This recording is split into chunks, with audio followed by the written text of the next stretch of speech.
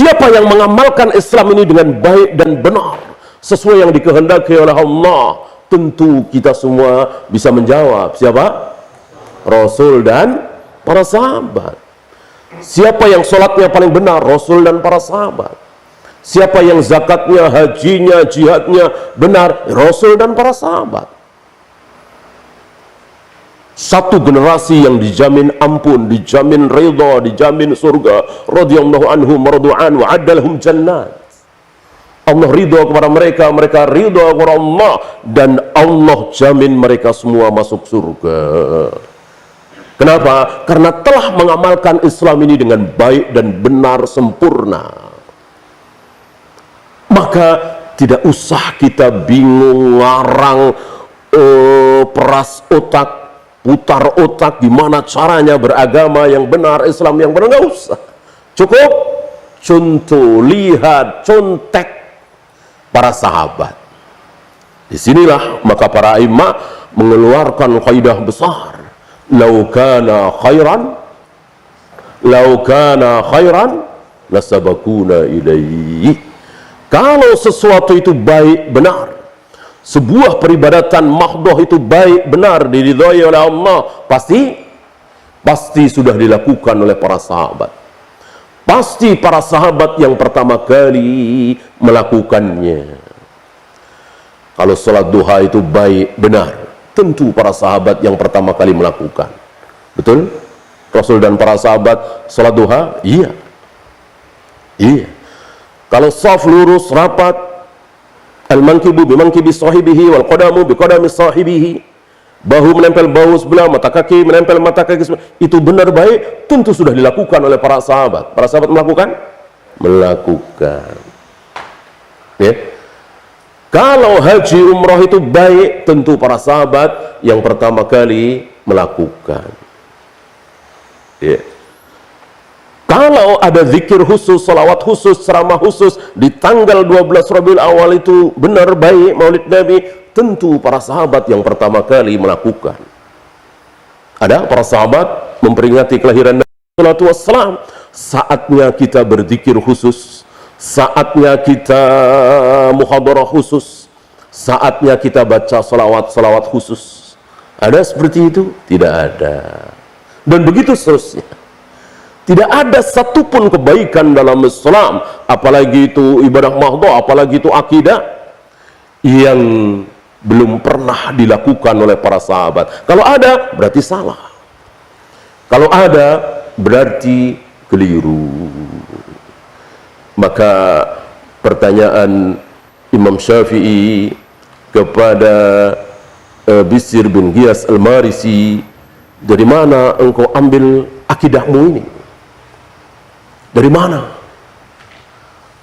Mengatakan Allah itu tidak berada di satu tempat, Allah yang ada di mana-mana. Mengatakan bahwa kalau Allah punya tangan berarti sama dengan kita manusia.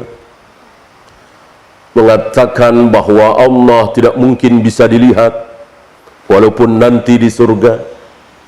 Ditanya oleh Imam Syafi'i, dari mana engkau ambil ini? Dari Al-Quran, jujur dia. Si firqah dolal yang sesat ini jujur. Orang-orang dulu itu banyak yang sesat tapi jujur. Ya, jujur. Dia mengatakan, Imam Syafi'i bertanya dari Al-Quran, dijawab jujur oleh dia, bukan. Kalau begitu dari hadis, sabda Nabi SAW, dijawab dengan jujur, bukan. Pertanyaan selanjutnya dari para sahabat. Siapa lagi yang harus dicontoh setelah melihat Al-Quran dan Sunnah kalau bukan para sahabat? Dijawab lagi, bukan. Ya. Lalu ditanya dari mana? Bishr menunjuk kepalanya. Dari sini. Berarti ngarang sendiri, ijtihad sendiri, dan jelas sudah tertolak. Mana mungkin agama itu dari otak masing-masing, dari akal masing-masing. Kalau boleh agama itu dari otak, dari akal masing-masing, buat apa Allah mengutus para nabi, para rasul alaihi wassalatu wassalam? Buat apa? Kalau masing-masing kita boleh berijtihad sendiri, boleh ngarang sendiri, boleh mikir sendiri, ini kan baik. Bukankah isinya tasbih, tahmid, tahlil, kok disalahkan? Ini kebangetan, ini pengajian apaan? Yang dibacakan tasbih, tahmid, tahlil kok disalahkan? Dibid'ahkan. Ya. Kalau boleh kita berijtihad masing-masing, rusaklah agama ini. Bayangkan hanya sekedar menambah kecupan, bunyi kecupan saat mencium Hajar Aswad, itu kan tambahan yang sedikit sekali, Para imam mengatakan bid'ah, kullu bid'atin dalalah, kullu dalalatin finnar, terancam neraka. Padahal tambahan itu sedikit sekali, apa? Menambah kecupan saat mencium Hajar Aswad. Sementara Rasul dan para sahabat tidak pernah ada kecupan ketika mencium Hajar Aswad. Cukup menempelkan bibir beliau atau pipi beliau ke batu hitam itu, Hajar Aswad itu. Tambahan sedikit sekali. Bahkan ketika tambahan itu lebih baik. Barangkali antum pernah dengar kisah Al-Bara' bin Azib yang mengganti lafaz amantu binabiyyika alladhi arsalta.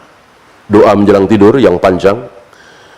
Di tengah-tengah doa itu ada kalimat amantu binabiyyika alladhi arsalta. Aku beriman dengan nabi yang engkau utus. Maksudnya siapa? Nabi Muhammad SAW. Karena beliau nabi, beliau juga rasul. Tapi jika beliau disebut sebagai rasul, tentu lebih baik kan? Rasul belum tentu rasul pasti nabi, nabi belum tentu rasul. Nabi kan 124.000, rasul kira-kira cuma 313-an. Ya, jauh lebih mulia rasul itu daripada nabi. Ketika beliau disebut sebagai nabi, bagus. Disebut sebagai rasul, tentu lebih bagus. Maka Al-Bara' bin Azib mengganti lafaz amantu binabiyyika alladhi arsalta, diganti dengan yang lebih baik, apa? Amantu bi rasulika alladhi arsalta. Aku beriman dengan rasul yang engkau utus. Maksudnya sama Nabi Muhammad SAW. Nabi dengar, beliau tidak terima. Jangan rubah apa yang dariku. Ma kharaja minni illal haq. Tidak keluar dari mulutku ini kecuali al-haq. Itu yang terbaik. Padahal lebih baik Nabi diganti menjadi rasul. Beliau tidak terima. Beliau menyalahkan. Kita tidak bisa bayangkan seandainya beliau melihat kaum muslimin hari ini, tambahan demi tambahan luar biasa. Luar biasa. Ini sekedar mengganti Nabi menjadi Rasul, jelas itu lebih baik. Beliau salahkan. Ya. Maka ketika Nabi mencontohkan, mengajarkan sesuatu, pasti itu yang terbaik. Nggak ada yang lebih baik lagi. Nabi mengajarkan ketika mau makan, mau minum, mau wudu, baca apa? Bismillah. Apa Bismillahirrahmanirrahim? Bismillah. Itu yang terbaik. Tidak boleh akal kita mengalahkan dalil. Ya, Bismillah bagus. Bismillahirrahmanirrahim lebih bagus. Akal, ra'yu, nurani. Tidak boleh mengalahkan dalil. Dalil sabda Nabi SAW. Contoh dari Nabi SAW. Beliau mencontohkan Bismillah saja. Ketika mau makan, ketika mau minum, ketika mau wudu. Kita tambah Ar-Rahman Ar-Rahim, jelas tambahan itu bagus. Tapi karena tidak pernah dicontohkan oleh Nabi SAW, menjadi tidak bagus. Berarti kita mendahului Allah dan Rasulnya. La tuqaddimu baina yadayillahi wa rasuli. Jangan kalian mendahului Allah dan Rasulnya. Kalau pakai logika ya sekalian. Kalau begitu Bismillahirrahmanirrahim, Alhamdulillahirrahmanirrahim, lebih bagus lagi. Alhamdulillahirrahmanirrahim, Ar-Rahmanirrahim, lebih bagus lagi. Sampai walabdolin, baru makan. Kan jadi hancur agama ini. Ya, kalau kita boleh menambah dari Nabi, hancur agama ini. Nah, sebagaimana hancurnya hari ini. Bayangkan Abu Darda.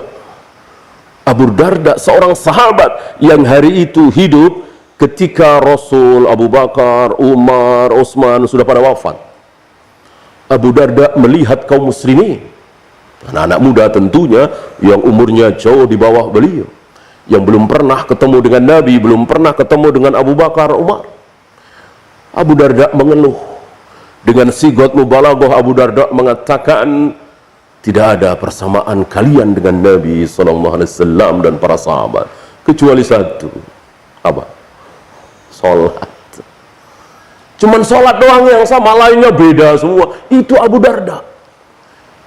Kita tidak bisa bayangkan kalau Abu Darda hidup hari ini. Bagaimana melihat kaum muslimin yang punya tarekat ini, cara beragama begini, zikir ini, wirid ini, semuanya tidak dikenal oleh Rasul dan para sahabat ridwanullah alaihim jami'an. Kenapa? Karena kaum muslimin tidak tahu cara beragama yang benar, yaitu hanya satu cara, mencontoh para sahabat. Ya. Mencontoh para sahabat lebih ditekankan oleh para imam daripada mencontoh Nabi. Ini ada rahasia ini.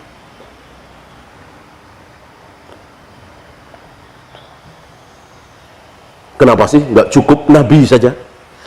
Kenapa bawa-bawa sahabat? Kenapa contoh para sahabat, ikuti para sahabat? Laukana khairan lasabaquna ilaihi. Kenapa tidak laukana khairan lasabaqana Rasul? Ini kita harus tahu jawabannya. Sebagian orang awam banyak yang bertanya, kenapa? Kenapa sih? Kan Rasul jelas maksum. Nabi, Rasul. Salah sedikit turun ayat meluruskan kesalahan itu. Kenapa tidak katakan jika itu baik tentu Rasul yang pertama kali melakukan? Kita ikuti Rasul, ngapain bawa sahabat? Kenapa mesti pakai sahabat? Boleh. Kalau begitu, jangan salat tarawih berjamaah setiap malam di bulan Ramadan. Kenapa? Ya karena Rasul belum pernah melakukan. Rasul berjamaah salat tarawih di bulan Ramadan cuma 2 malam, kadang-kadang 3 malam, kadang-kadang 4 malam, 7 malam saja belum pernah ada riwayat. Kan beliau 8 kali kira-kira melewati Ramadan. Artinya kutiba alaikumusiyam kama kutiba alal ladzina min qablikum itu turun kira-kira 8 tahun sebelum beliau wafat, tahun kedua hijrah. Berarti beliau melewati Ramadan kira-kira 8 kali. Selama 8 kali beliau melewati Ramadan setelah diwajibkan puasa Ramadan itu, beliau berjamaah salat tarawih kadang 2 kali, kadang 3 kali, kadang 4 kali. Kadang setelah salat isya sepertiga malam yang awal, kadang pertengahan malam, kadang sepertiga malam yang akhir menjelang sahur dilakukan. Dan para sahabat menirukan. Kadang sepertiga malam yang awal, kadang tengah malam, kadang sepertiga malam yang akhir di Masjid Nabawi itu. Yang tidak dikenal oleh Rasul dan para sahabat apa?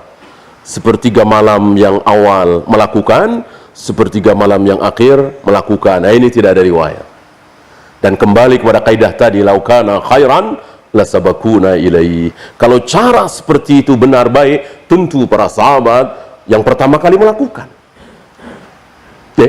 Bagi yang mau habis isya silahkan, bagi yang mau nanti menjelang sahur silahkan. Dua-duanya ada, tidak ada. Satu. Ya. Dan kaum muslimin wajib mengikuti imam. Ketika imam melakukan habis isya, ya ikuti habis isya. Ketika imam melakukan tengah malam, ikuti. Ketika imam melakukan menjelang sahur, ikuti.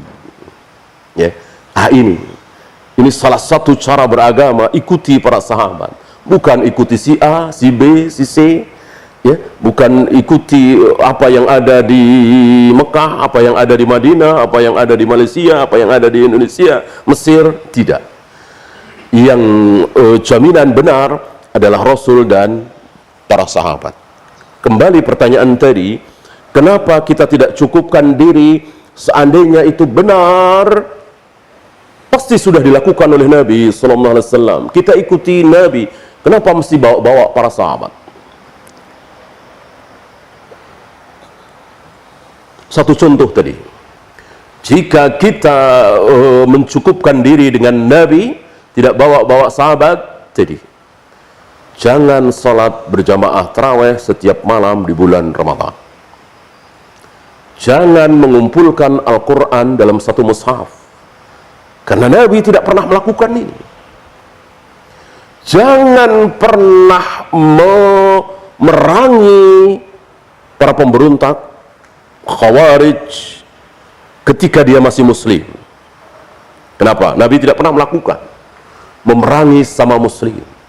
Yang melakukan adalah para sahabat. Ya. Dan seterusnya ada beberapa, walaupun tidak banyak, sunnah Nabi yang Nabi sendiri tidak pernah melakukan. Sunnah tapi Nabi sendiri belum pernah melakukan. Ya, puasa Tasu'ah, apa Nabi pernah melakukan? Kan tidak pernah Nabi melakukan puasa Tasu'ah. Kita semua, insya Allah para imam sepakat puasa Tasu'ah 9 Muharram sunnah, bukan bid'ah. Walaupun seumur hidup Nabi beliau belum pernah melakukan. Kenapa? Karena para sahabat melakukan dan sepakat. Berdasarkan sabda Nabi alaihi salatu wassalam, seandainya tahun depan aku masih hidup, aku akan berpuasa Tasu'ah. Selama ini kan cuman Asyura 10 Muharram. Yeah. Dan siapa yang memerintahkan kita untuk bermanhaj mengikuti para sahabat? Siapa yang memerintahkan? Allah dan Rasulnya.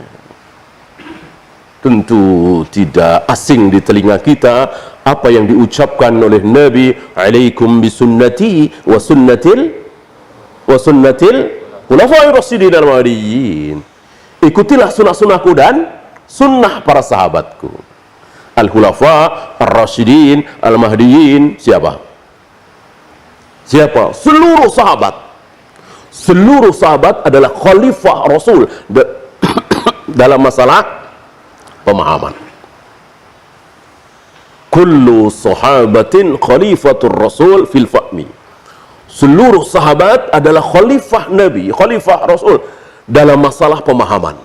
Sampai kepada Abu Hurairah, sampai kepada Ibnu Abbas, sampai kepada Mughis, Barirah, sahabat-sahabat yang tidak dikenal oleh umumnya kaum muslimin. Mereka semua adalah khalifah Nabi sallallahu alaihi wasallam dalam masalah pemahaman, dalam masalah pengamalan Islam.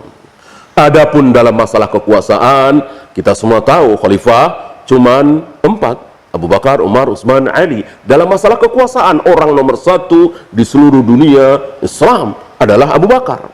Abu Bakar wafat, sebelum beliau wafat, beliau menunjuk Umar.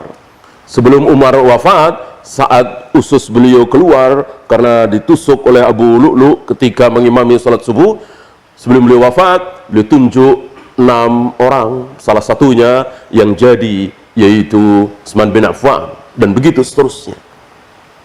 Dalam masalah kekuasaan, tapi dalam masalah pemahaman, seluruh sahabat adalah khalifah. Maka Nabi mengatakan, alaikum bisunnati wa sunnatil khulafa'ir rasyidil mahdiyyin.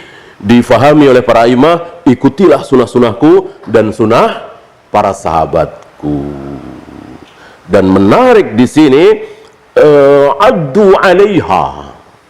Ucapan Nabi, addu alaiha.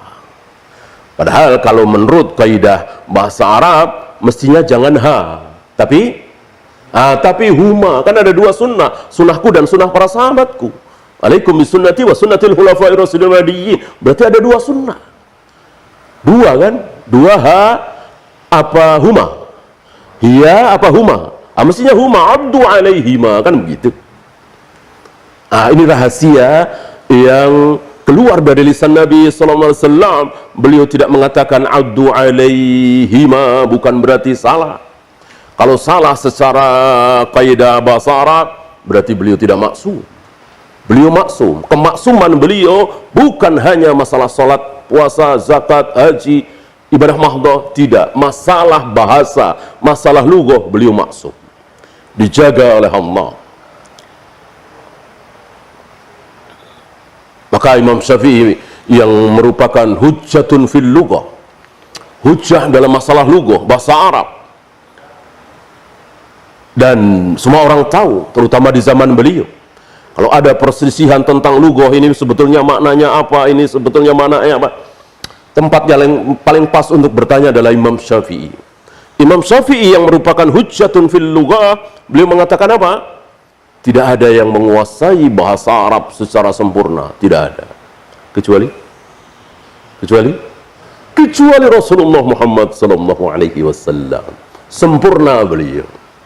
Kesempurnaan beliau mempelajari, mengetahui lughah bahasa Arab karena maksum, bukan karena beliau belajar. Beliau tidak pernah punya guru satu manusia pun. Ya, guru beliau langsung Jibril dari Allah.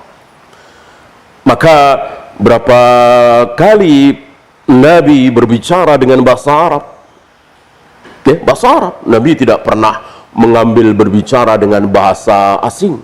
Beliau selalu berbahasa Arab betul-betul, Arabian, mubinan. Para sahabat nanya. Ketika beliau berbicara tentang wahan misalnya, para sahabat banyak, mahwal wahnu ya Rasul. Wahan itu apa ya Rasul? Lihat. Wahan itu apa ya Rasul? Para sahabat nanya. Baru dijawab oleh Nabi, wahan itu apa? Ini kan bahasa Arab. Wahan itu bahasa Arab. Ya. Dan luar biasa bahasa Arab. Ya. Abu Hurairah yang betul-betul orang Arab, orang Arab, mewakili para sahabat mengatakan, kami tidak tahu kalau pisau itu sikin. Baru tahu kalau pisau itu sikin, padahal ini bahasa Arab. Ratusan ribuan tahun yang lalu sudah ada kata-kata sikin. Tapi saking kayanya bahasa Arab, jutaan kosakata, ada yang orang Arab sendiri baru baru dengar. Salah satunya sikin. Kami baru tahu kalau pisau itu sikin, taunya selama ini kan meja. Sikin itu setelah turun surat Yusuf itu. Yang Zulaikha membagikan buah dan pisau itu. Kalimatnya di situ sikin. Ya, ini luar biasa. Allah menjadikan Nabi SAW benar maksum itu dalam agama ini, bukan hanya sholatnya, bukan hanya puasa, tapi termasuk lughah, termasuk addu alaiha. Ini bukan kata yang salah, ini benar. Tidak mungkin Allah biarkan Nabi berbahasa Arab dengan salah. Padahal secara kaidah tadi mestinya huma alaihima. Jawabnya apa? Karena sunnah Rasul dengan sunnah para sahabat dihitung satu, tidak mungkin bertentangan. Walaupun Nabi belum pernah sholat tarawih berjamaah setiap malam di bulan Ramadan, para sahabat melakukan, itu tidak bertentangan. Itu ada jawabannya. Dan para imam sudah tahu jawabannya.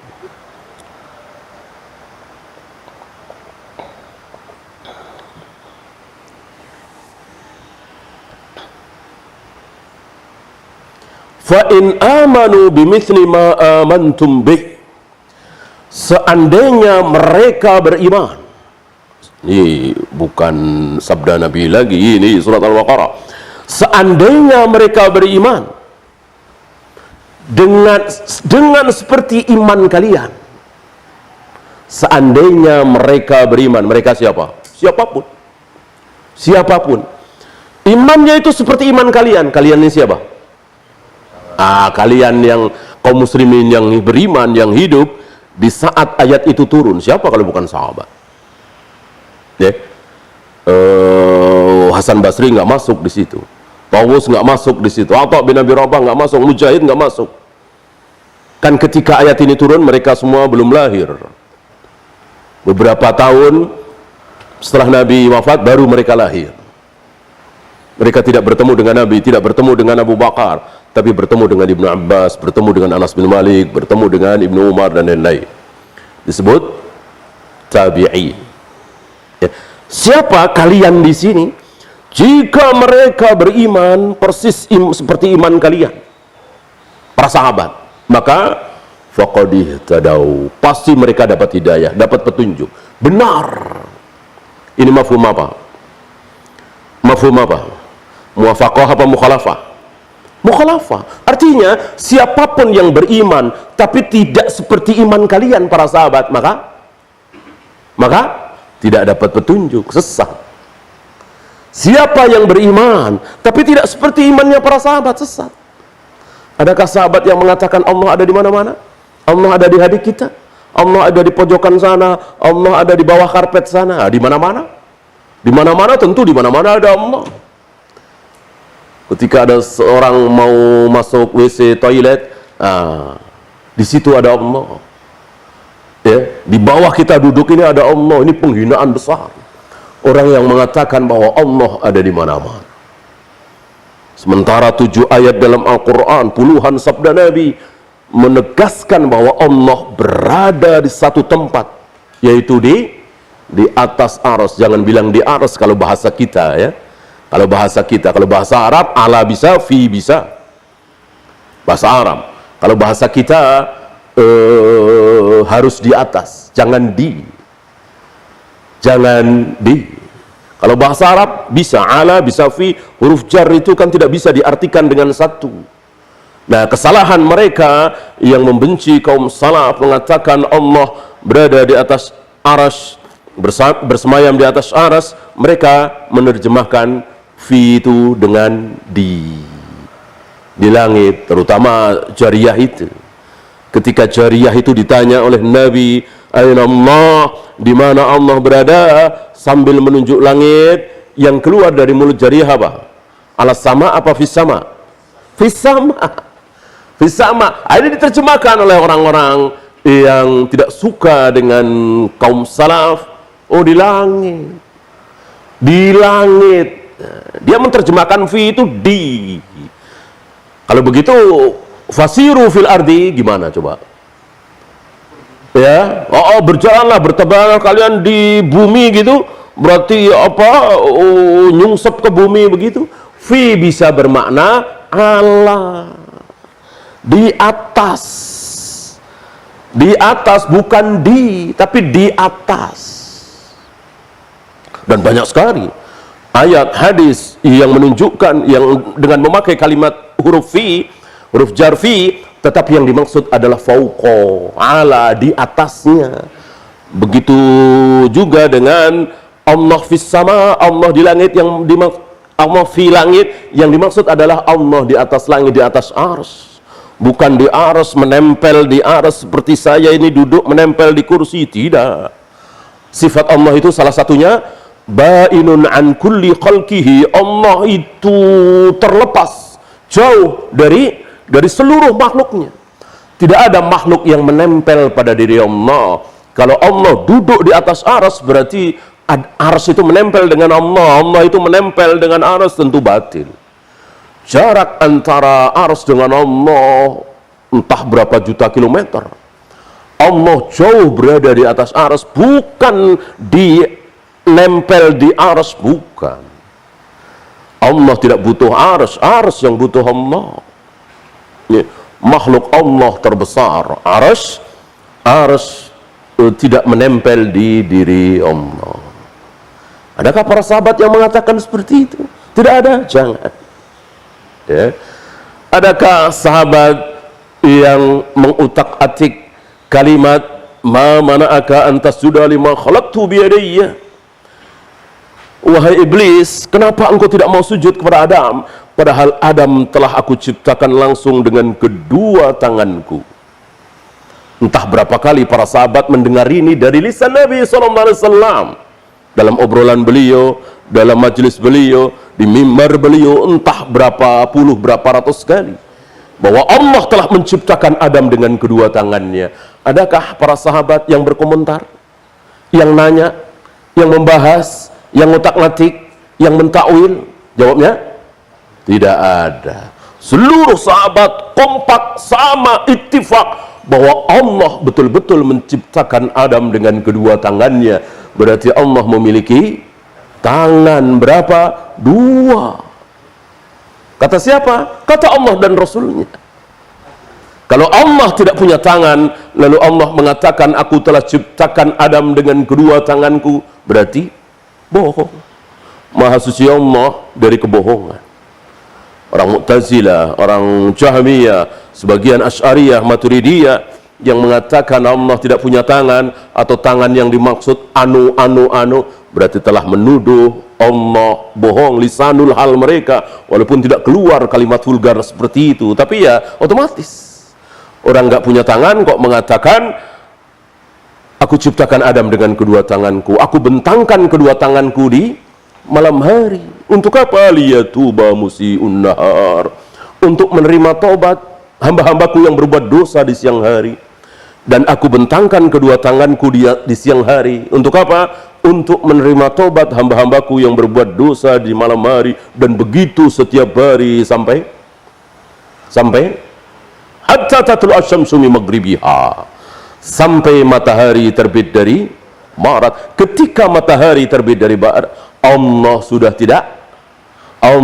tidak membentangkan kedua tangannya lagi. Lalu bagaimana posisi kedua tangan Allah? Allah a'lam, nggak ada yang tahu. Dan Allah tidak menerima taubat lagi. Siapa yang baru taubat di saat matahari terbit dari barat, Allah tidak terima, kecuali orang yang sudah baik sebelumnya. Artinya sebelum matahari terbit dari barat, dia biasa sholat. Ketika matahari terbit dari barat, dia meneruskan kebiasaan sholatnya, Allah masih terima. Adapun dia baru sholat, baru puasa, baru berhenti taubat setelah melihat matahari terbit dari barat, Allah tidak terima taubatnya. Ya.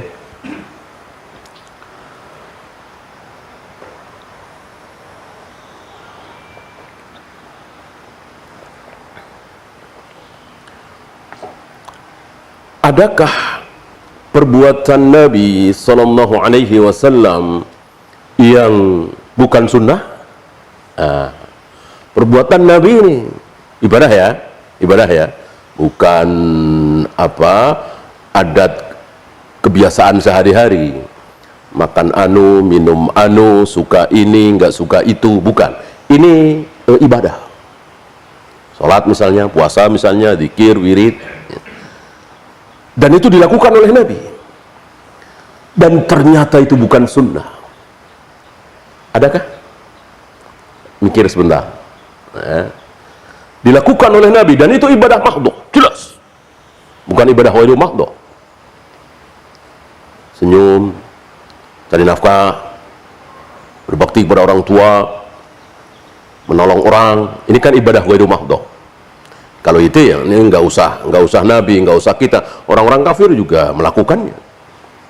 Orang-orang kafir hampir setiap hari melakukan ibadah ghairu mahdhah. Yang berderma, yang menyenangkan ayah ibunya, yang senyum, yang menyantuni fakir miskin, ini kan semua ibadah ghairu mahdhah, dilakukan oleh orang-orang kafir. Kalau mahdhah tidak mungkin. Tidak ada satupun orang kafir yang melakukan ibadah mahdhah. Nah, ini Nabi melakukan ibadah mahdhah. Salat, puasa, zikir, wirid. Tapi itu bukan sunnah. Haram kita mengikuti. Adakah? Ada. Bisa sebut contoh? Iya, puasa wisal. Puasa wisal ibadah, jelas ibadah puasa. Bolehkah kita mengikuti? Nggak boleh, haram. Para sahabat sudah mau mengikuti dan Nabi melarang, tapi ngeyel ya awalnya ya, karena merasa kuat, lalu diberi pelajaran oleh Nabi, ditambahkan, akhirnya berat ya. Ini menunjukkan bahwa para sahabat yang manusia terbaik bukan maksum, tetap mereka berbuat kesalahan, tapi ditarbiyah oleh Nabi, didakwai oleh Nabi, dan akhirnya mereka menjadi baik.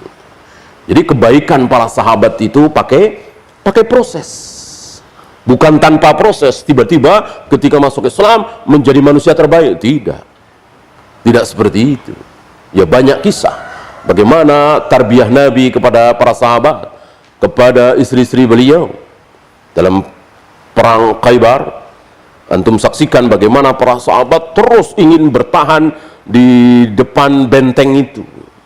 Kata Nabi pulang, mereka masih terus berambisi untuk membuka benteng itu. Ketika Nabi sholat Jumat sedang berkhutbah, datang dagangan dari Syam. Apa yang dilakukan oleh para sahabat? Ya, keluar meninggalkan Nabi, nyisa kira-kira 8 atau 9 orang. kedagangan itu, maka turun akhir surat Al-Jumu'ah itu. Ya. Dan antum tahu ini dijadikan alat oleh Rafidhah. Jadi jadikan hujah oleh Rafidhah. Lihat nih kelakuan para sahabat. Ya. Saya pernah menyaksikan langsung di televisi. Tokoh Rafidhah besar di negeri kita ini. Ketika debat waktu itu sama MUI atau apa, bahwa Anda menjelek-jelekkan para sahabat, Anda mencaci maki para sahabat. Dengan entengnya dia menjawab, saya tidak menjelekkan, saya tidak mencaci maki, saya cuma mengungkapkan fakta bahwa para sahabat itu meninggalkan Nabi saat Nabi khutbah Jumat. Apa ada di antara kita seperti itu? Lihat, kaum muslimin digiring. Ya sekarang sebodoh-bodoh kaum muslimin, semaksiat-maksiat kaum muslimin, lagi Jumatan, khotib lagi khutbah, keluar karena ada barang bagus datang, hampir-hampir nggak ada. Apalagi yang jadi khotib siapa? Rasulullah SAW. Itu memang terjadi. Itu dijadikan alat oleh dia.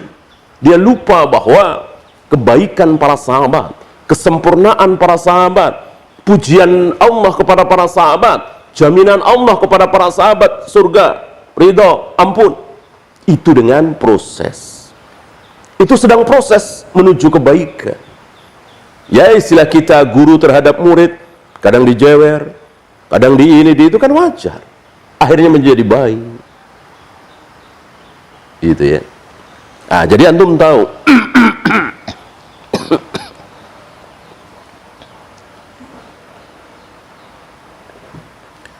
ada perbuatan Nabi, ibadah Nabi, tapi haram kita mengikuti. Itu bukan sunnah. Puasa wisol, nikah lebih dari 4 wanita, tidak banyak memang, tapi ada beberapa. Ya, meletakkan pelepah kurma basah di atas kuburan dengan harapan, bukan harapan ya, kepastian bahwa selagi pelepah kurma ini masih basah, maka siksa terhadap mayat yang di bawah itu, dalam kubur itu, diperingan. Sabda Nabi SAW di hadapan para sahabat. Ya, apakah itu sunnah? Jawab tidak. Kenapa? Karena tidak ada sahabat yang mengikuti, melakukan itu. Ya, sepeninggal Nabi nggak ada satupun sahabat yang puasa wisal. Maghrib nggak buka apa-apa, nggak makan, nggak minum apa-apa, terus disambung sampai besok. Tidak ada satupun sahabat yang puasa wisal sepeninggal Nabi SAW. Tidak ada satupun sahabat yang meletakkan daun-daun basah, karangan bunga di atas kubur famili mereka masing-masing dengan harapan bahwa si mayat yang ada di dalam kubur itu diperingan siksanya. Ya, tidak ada sahabat yang nikah lebih dari 4 wanita dan seterusnya dan seterusnya. Mereka tahu bahwa itu khususiyah Nabi SAW. Nah, sekarang pertanyaan saya balik. Tajin Nabi, sekarang sahabat. Adakah perbuatan sahabat, ibadah sahabat yang bukan sunnah? Jawabnya, tidak mungkin ada. Perbuatan sahabat, ibadah sahabat, dan ternyata, maksud sahabat di sini mayoritas ya, maksudnya ijma ya. Walaupun 2-3 orang, tapi nggak ada bantahan dari sahabat lain. Kalau ada bantahan, nggak masuk di situ. Seperti azan Jumat 2 kali dilakukan oleh siapa? Utsman bin Affan. Kita katakan itu sunnah nanti dulu, karena ada bantahan dari sahabat lain. Salah satunya yang keras adalah Ibnu Umar. Ya, kalau ada bantahan tidak. Kalau ada bantahan tidak. Kalau ada bantahan kita ambil yang lebih rajih. Para ulama mengambil yang lebih rajih dan itu ada pembahasan khusus. Ya. Ya, seperti Ibnu Umar kan mengatakan bahwa wanita kalau mandi junub itu gelungannya harus dilepas, harus basah semua dan seterusnya. Ini kan dibantah oleh Aisyah. Sebaliknya Aisyah mengatakan sutroh sholat itu tidak ada. Mosok wanita di sana makan dengan anjing hitam bisa membatalkan sholatnya laki-laki ya kalau dilewati wanita yang tanpa sutroh sholatnya. Padahal aku pernah tidur di depan Nabi sholat dan seterusnya. Nah, ini kan kebalik, dibantah oleh Ibnu Umar dengan jelas sabda Nabi alaihi salatu wassalam bahwa sholat seseorang itu akan batal jika dilewati oleh 3 hal. Salah satunya wanita haidah, maksudnya wanita yang sudah haid, yang sudah dewasa ya. Ini sekali lagi perbuatan para sahabat yang tidak dibantah oleh sahabat yang lain. Walaupun tidak ada riwayat semua sahabat melakukan, maka sudah dikatakan itu ijma secara sukuti. Sama, ambil contoh misalnya hanya Ibnu Mas'ud, riwayat menunjukkan hanya Ibnu Mas'ud yang mengganti assalamu alayka ayuhan nabiyyu wa rahmatullahi wa barakatuh ketika Nabi wafat, diganti dengan assalamu alan nabi. Kan riwayat menunjukkan cuma Ibnu Mas'ud. Apakah kita katakan oh ya, itu cuma Ibnu Mas'ud? Tidak. Kita boleh katakan bahwa ijma sahabat boleh mengganti assalamu alayka ayuhan nabiyyu dengan assalamu alan nabi ketika at-tahiyat. Kenapa? Karena tidak ada riwayat sahabat membantah Ibnu Mas'ud. Tidak ada riwayat, ada bantahan dari seorang sahabat terhadap ijtihadnya Ibnu Mas'ud. Jadi tahulah kita ijma sahabat itu tidak ditandai dengan para sahabat mengangkat tangannya, para sahabat rame-rame mengucapkan setuju, tidak. Ketika tidak ada bantahan dari sahabat yang lain, sudah harus disimpulkan bahwa itu ijma. Nah, apa yang dilakukan oleh para sahabat dalam ibadah ternyata bukan sunnah, nggak ada. Semuanya adalah sunnah. Nah, sahabat dengan kita sama-sama bukan Nabi, sama-sama bukan Rasul, tidak ada kekhususan. Tidak ada kekhususan. Adapun Nabi punya kekhususan. Salah satunya puasa wisol tadi. Nikah lebih dari 4 wanita tadi. Beliau punya kekhususan. Adapun para sahabat tidak punya kekhususan. Maka sama dengan kita dan bisa kita contoh dan bisa kita tiru. Ya. Intinya saya sampaikan kepada antum bahwa satu-satunya cara beragama yang benar adalah mengikuti para sahabat. Maka sekali lagi kaidahnya laukana khairan lasabaku dengan fa'il hum siapa? Sahabat.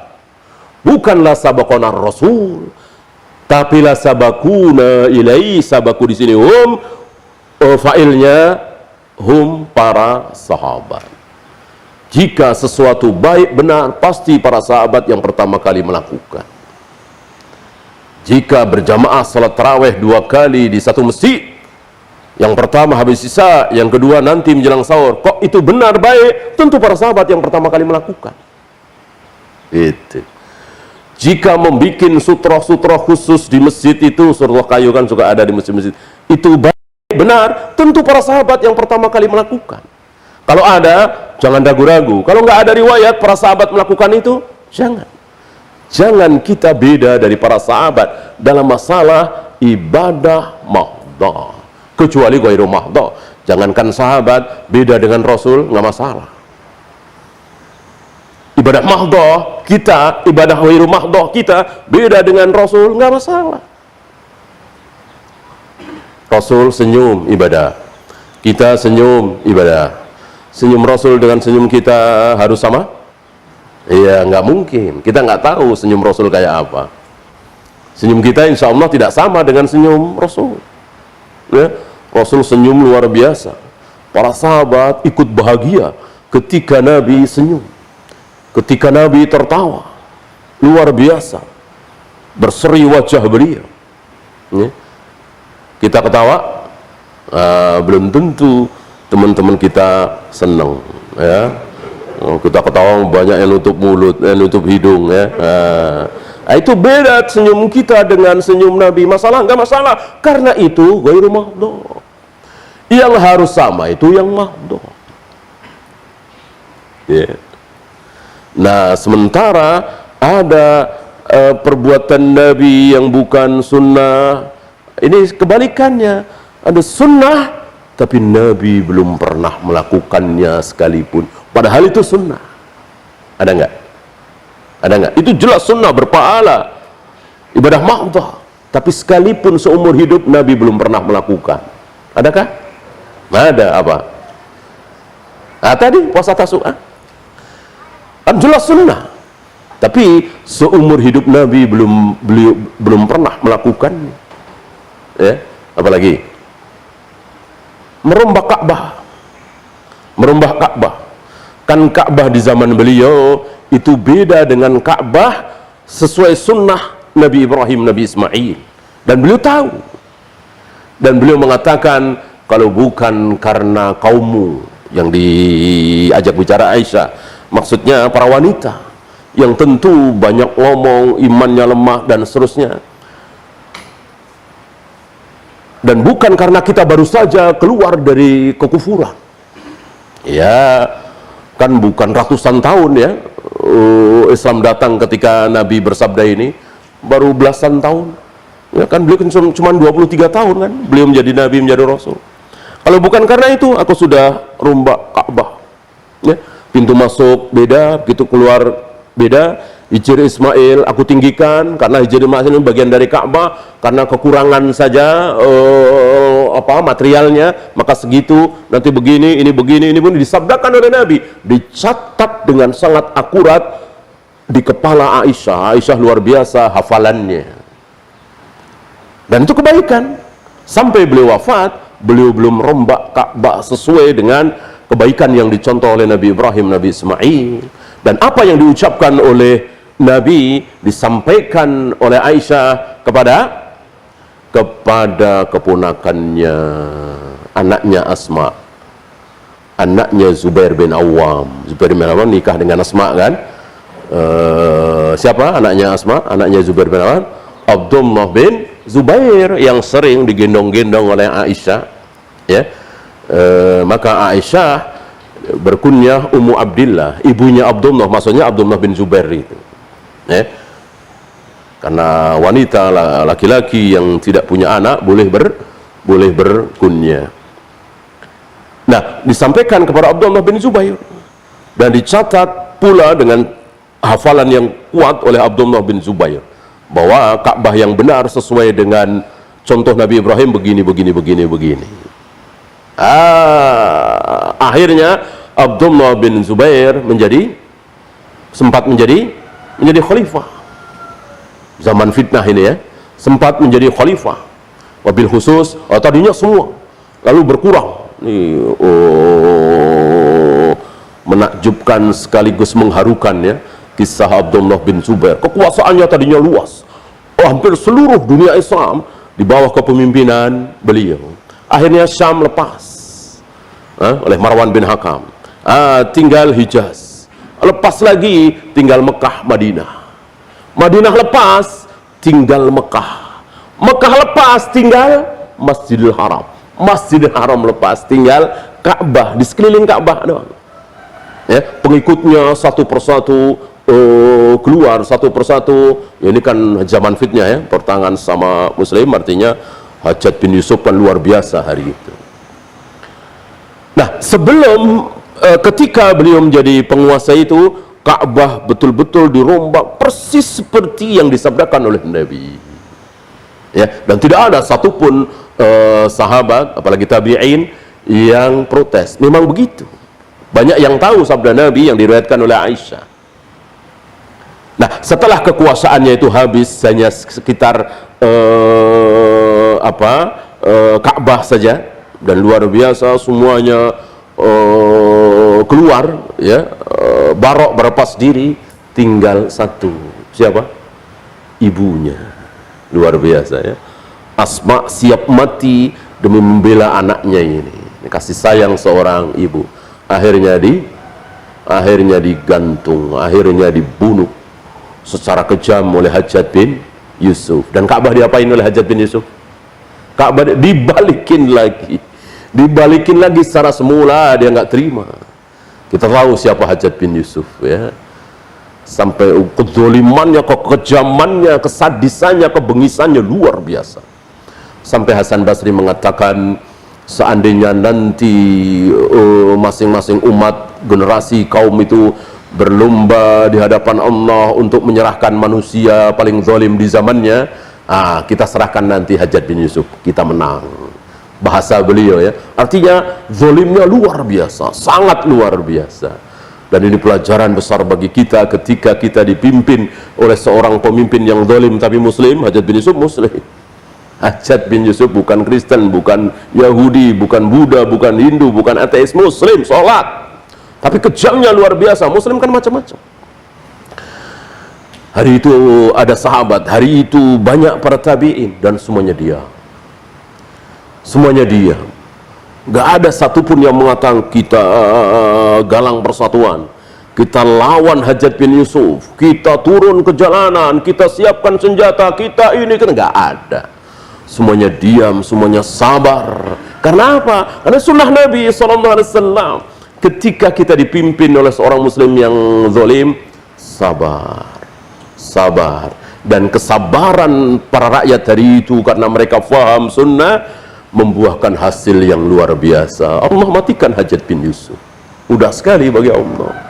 Allah berikan hadiah kepada para rakyat kaum muslimin hari itu dengan pemimpin yang luar biasa, jauh lebih tinggi. Hajjaj bin Yusuf kan cuma Mekah Madinah, ya kan? Istilahnya amir gubernur saja. Diganti dengan seorang khalifah yang luar biasa. Ya, yang di zaman itu harta melimpah ruah. Sampai para amil zakat kebingungan mencari mustahik yang berhak nerima zakat, fakir, miskin. Ini zakat mau dikasih siapa? Nggak ada fakir, nggak ada miskin, melimpah harta luar biasa. Ya, sama dengan hari ini para amil kebingungan juga. Ya, tapi bukan nyari mustahik, nyari muzaki. Ya, ini yang mau zakat mana? Fakir miskin udah ngantri, iya, sama-sama bingung, gitu. Ini hadiah dari Allah kepada kaum muslimin yang sabar. Ketika dipimpin oleh penguasa yang zalim, istilah kita zalim, kejam, korup, gini gitu, sabar. Bandingkan dengan kaum muslimin di negeri kita tahun 98, nggak sabar. Begitu dolar naik, nggak sabar. Turun ke jalan, terutama mahasiswa-mahasiswa.